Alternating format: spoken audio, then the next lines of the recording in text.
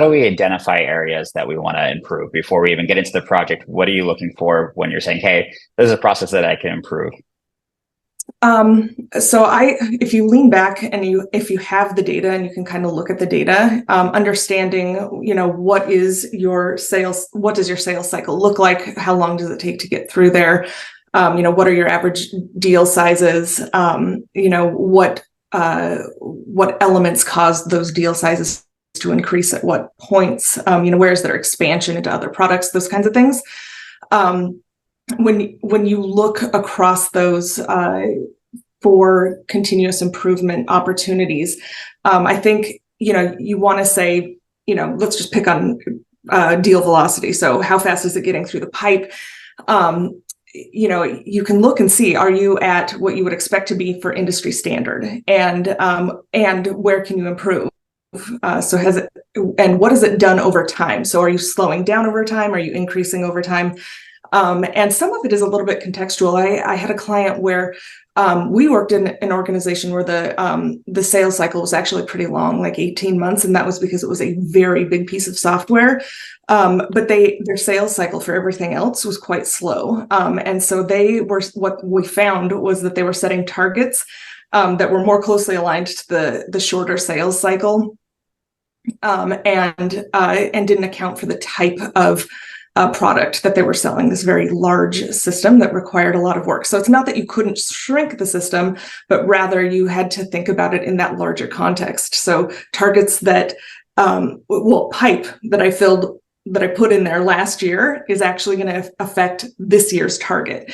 So often thinking of from that kind of context can be pretty important. Okay. Once you identify the issue or the area that you want to focus on, what kind of projects are you implementing? Do you have a cross-functional team that you're meeting with? What does that look like for the actual, improving what changes are going to be made? And then how do you actually implement them? How do you make that actual change? Yeah, so I do something a little bit sneaky. I sit down with folks and I see if I can get them to complain to me. Because if I understand where the pain points are, those are places that I can fix. So I do think you need to understand you do have to work for your leadership. So you have to understand what they need. What kind of insights are they looking for in their business, or what are they looking to drive?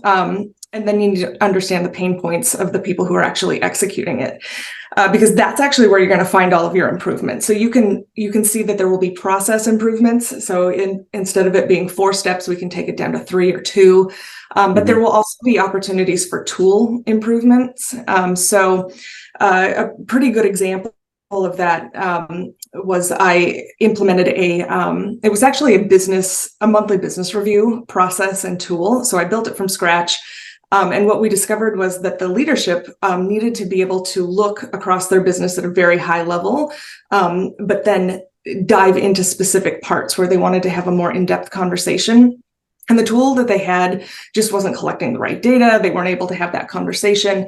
And so I went in there and I talked to the folks who were collecting the data and reporting it, and it was super cumbersome. And that's why it wasn't getting, documented in the way it needed to. So I went in and helped them restructure the information and the tool and the process.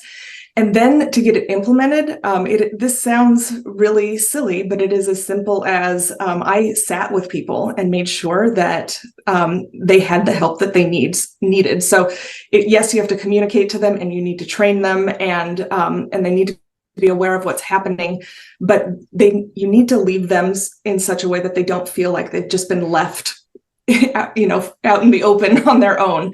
So you do need to stick around and support them. So that's where I actually found the success, was when I stuck around for several months and worked side by side with the team to make sure that all of their questions were answered. They didn't bump into any problems.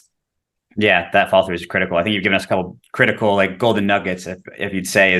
The first one that I love is most people know what their problems are. They just don't know how to fix it. And as a consultant, when you come in and you're able to listen, and people will, like you say, complain to you, but then that's where you identify what those weaknesses are, and you can really listen. And of course, doing the same thing with clients as well when it comes to sales cycle will really help you identify those weaknesses. And then I've seen continuous improvement in more manufacturing facilities, but where that consultant will then leave after the improvement is made, and they'll use Six Sigma or other platforms to basically certify, hey, we made a statistical improvement in your process, congratulations. But as soon as they leave and no one's watching basically that video effect, no one's actually has their eyes on it, the process goes right back. And so that sustainability and making sure that the team's actually continuously trained and continuously watched until it becomes more core is awesome.